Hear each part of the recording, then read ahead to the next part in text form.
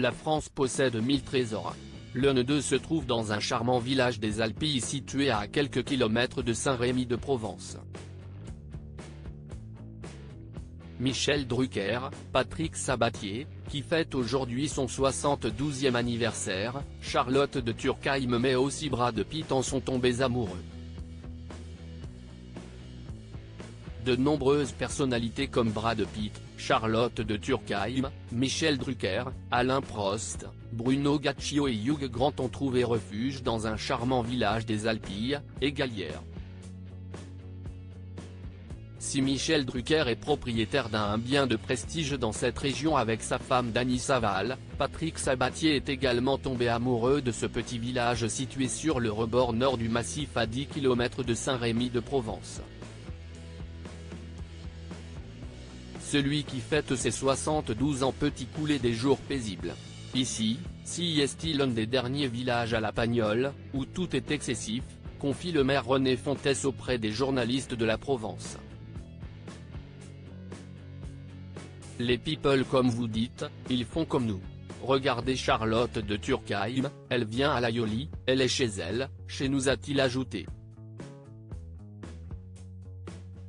Ah, si est sûr, les belles voitures attirent aussi des convoitises, regrette cependant Jean Aldi, l'adjoint au sport, qui souligne aussi la peur de l'estranger des habitants de la région. Certains chasseurs sont également mécontents de ne plus pouvoir s'adonner à leur passion. Parce que les stars aiment pas les coups de fusil, indique Roland Grimaud de la société de chasse. Une cohabitation qui n'est donc pas toujours facile.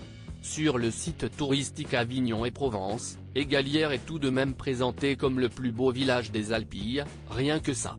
En arrivant à Égalières, l'œil est tout de suite attiré vers le sommet de son piton rocheux. Là-haut se dresse une statue de la Vierge et une tour surmontée d'une cloche dans son campanile, peut-on lire. L'architecture superbe à Égalières. Les points à ne pas manquer dans le village. L'église Neuve Saint-Laurent construite en 1905 dans un style néo-roman mais aussi les belles demeures aux portes sculptées, la chapelle des pénitents de 1581 dont le clocher-mur est dépourvu de cloche mais aussi l'ancienne église Saint-Laurent, en pierre appareillée avec un toit de lauze, date du XIIe siècle. Remaniée au XVIIe. Autre bâtisse à ne pas rater, la tour de l'horloge bâtie en 1672 qui est le symbole de l'indépendance d'Égalières. À côté, du donjon du XIIIe siècle, ne subsiste plus que le rez-de-chaussée voûté.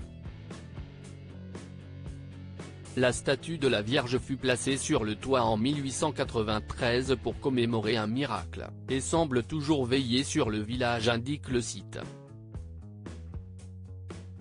Un village béni qui compte également désormais plusieurs stars.